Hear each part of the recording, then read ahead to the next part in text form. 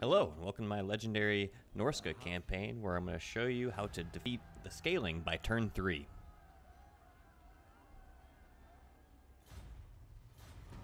So the first thing we're going to do is put Wulfrik into a force march stance and head straight for the Doom Keep. Now, I feel most people generally just go for the Longship Graveyard. That's what I used to do all the time. However, when you do that, I find myself in a position where I have to, 1, wait out some public order issues, and 2, by then, Doom Keep is going to have an army of a 20 stack where I have to figure out where it's going to go. Is it going to go and attack my capital, or is it going to come behind me and attack the Longship Graveyard while I'm trying to go and deal with my rebels? So don't forget your tech tree, and we'll get ready. We're going to have a look right now through who's friend and foe. As you can see, Van Hemling, it has a non-aggression pack with me. Don't have to worry about them. And then I have to kind of keep an eye on Hellspire Tribe, as they're very close to the Doom Keep. And it also puts us in a prime position to strike the Greyling Moot once we have it. Alright, let's go ahead and end the turn. So now that we're on turn 2, we can now get within striking distance of the Doom Keep, continuing on with that force march stance, and get an idea what we're going to be up against. As you can see, they currently have a small force within the Doom Keep, along with their garrison forces. Now, this is not going to be an easy battle, so what we're going to have to do is really take advantage of our most powerful units in our army. Despite it saying that it's an even battle, they outnumber us quite a bit, and they also have some very powerful infantry that we have to keep an eye on, along with their general. So what my plan is to use my strengths against him, which is going to be my Skin Wolves and my Ice Wolf chariots. Alright, as you can see, we start off next to some woods here, where we can hide our units in, which is exactly what I'm going to do. I do not need a upfront battle. They completely outnumber us, so this is going to be a battle of attrition. We're going to use a lot of guerrilla tactics, mainly using the Skin Wolves and the chariots combined to create a hammer and anvil maneuver.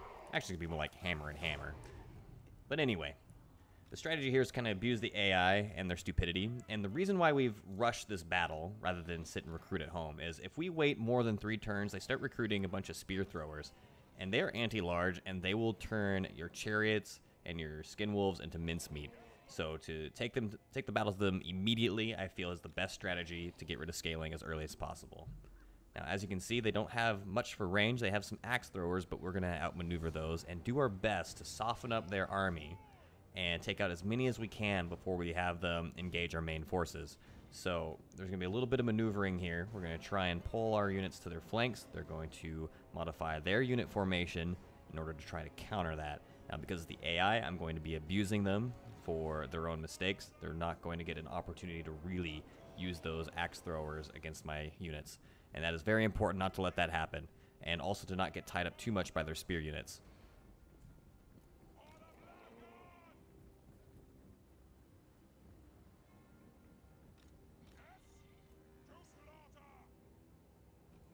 As you can see, as I keep pulling more to their flank, they keep pulling that line back to protect it. Now, at a certain point, it's going to get where I'm going to single one of them out and hopefully pull them away from the pack. And I'm going to repeat that process as many times as I can to destroy and belittle their army as much as possible, tire them out, get them to chase my units, lose a lot of their morale, and when the real battle comes, they're just not going to have any fighting spirit left to take on my Marauders, which is the best thing for me because Marauders on Legendary have very, very poor leadership. Even though they're fighting Marauders as well, the AI gets a bonus in their leadership, making it for a very one-sided battle if I don't take them out in this particular fashion. Now, as you can see, they're not paying any mind to my Skin Wolves as they pull up on the flank here. And they're just kind of keeping an eye on my chariots. So as I come around this hill, I'm going to get prepared to charge on those Marauder infantry. And once I've done that, I'm going to pull back, and hopefully it will give me the opportunity to pull them back just enough away from the rest of their forces to bring in the chariot and crush them on both ends.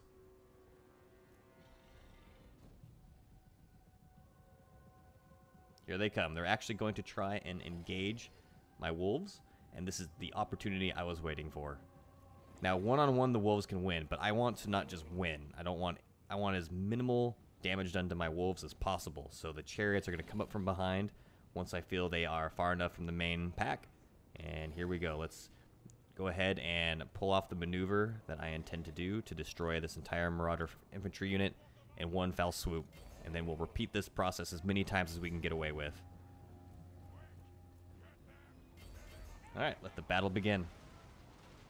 As you can see, the charge did quite a bit of damage with just the wolves, and with the chariots coming up behind, they don't know what's going to hit them. Now the army is responding to this, but it's already too late. We have completely decimated one of their units. Now that the entire army is chasing me, we're going to try our best to tire them out. And yes, our werewolves are going to get tired, and the chariots will get tired, but their entire force is responding to mine, and we're going to get them all tuckered out for when the real battle begins later on. So now it's just going to be a lot of outmaneuvering and striking when we can, causing as much damage to their regular marauder infantry, and maybe even those axe throwers if we can get a hold of them, as possible. Now this process is going to take some time, so for the interest of time, I'm going to go ahead and speed this up until the main event.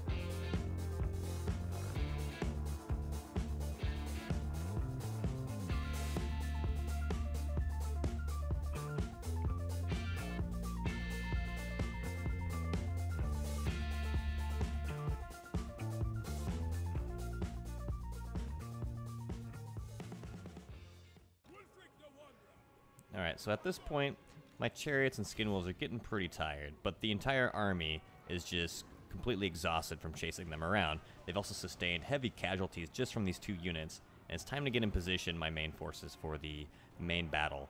And the idea at this stage is to keep on softening the up, and then bring in Wulfrik and his forces to clean up. And Wulfrik's job is quite simple. Take out their leader, because Wulfrik's a great duelist against these war chiefs, and once their chief is dead, they're going to lose what little morale that they have left, and then they're going to split. So let the battle begin. Don't forget to use Wulfrik's ship, the Sea Fang, as that causes quite a bit of casualties this early on in the game.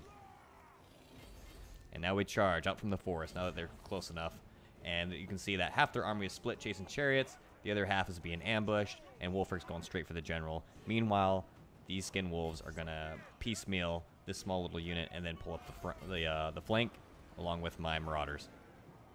With the support of the marauders, that's going to reinvigorate them with their leadership, and I'm going to have the chariots slow down the reinforcing units that are in the back and make sure that they don't get to see pretty much any combat.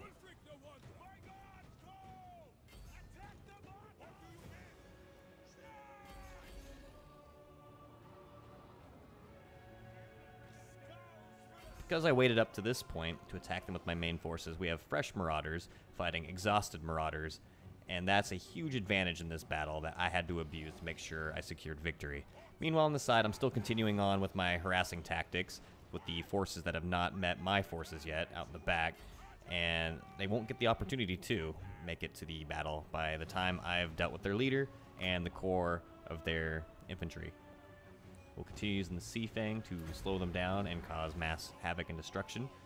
And very soon they will lose all leadership and they'll have to run away. And then I will take over the Skaeling settlements. As you can see, their leader has broken. He's almost dead. Wulfrik single-handedly took him out. He did have the advantage of having their leader also tired while he was still fresh, but even if he was fresh as well, Wulfrik still would have won. He's a very strong one-on-one duelist. And he's down. You can see all their leadership starting to drop. They don't have very much left in terms of infantry. This battle is pretty much in the bag. And if you're familiar with Norsca, once you've killed their leader and they have nothing left, it becomes very easy to confederate. And this was the goal here, to destroy their leader, take out the Doom Keep for ourselves, and then we can just confederate the rest if we wish to. At this point, it's just a cleanup.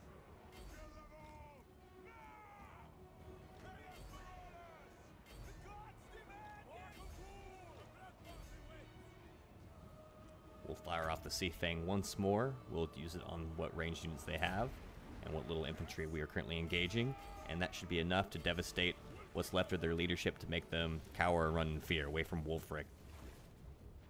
As you can see, it took a huge hit on their leadership, and at this point they are retreating. Our chariots are still in the fray despite only having a very little bit of life left. The ranged units do not have any infantry to protect them anymore, so they are running away from our marauders, and they are all about to break and run for their lives.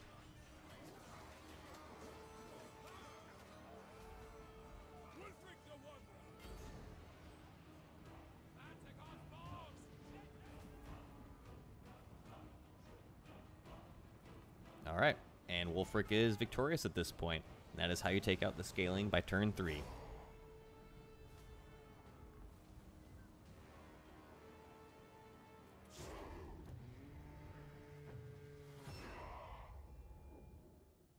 Here's the opportunity to see the actual numbers of what happened. We only had about 500 units. They had more than double of that. And we were able to abuse our units in a way where we would use guerrilla warfare to shave them down and then give them the last coup de grace.